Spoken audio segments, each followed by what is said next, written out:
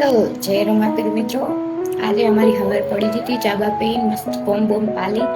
મારે હવે એકલું નાવાનું તો માથું ધોઈ નહીં લે. અમારા શામ જો શામ બતાવો એ તો મસ્ત નહીં ધોઈને તૈયાર થઈ જાય દેખો.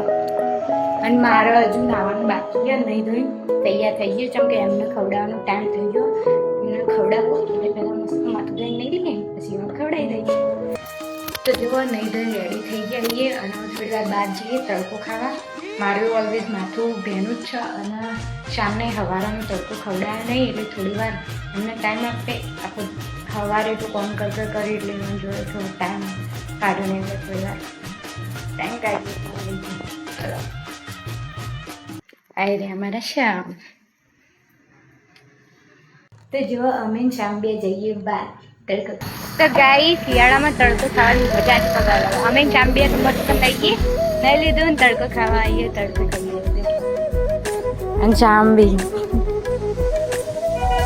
શ્યામ 12 ઇંચ ફૂલ થાય જોવા જેવા હશે.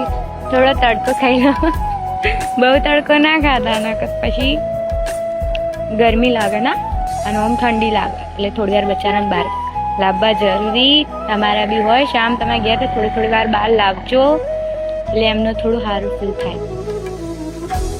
તો ચલો રોટલી બનાવી દઈએ, શામને ખવડાવી દઈએ. તો જુઓ ગાઈસ ફાઇનલી શામ ખાવી એ રોટલી કરી નાખી એટલે શામને ખવડાવું દેખો. તો આ છે શામનું ખાવાનું અને આ છે શામ. અને જુઓ એરા મૂવી જોતા જોતા ખાઈ રામાયણ. જો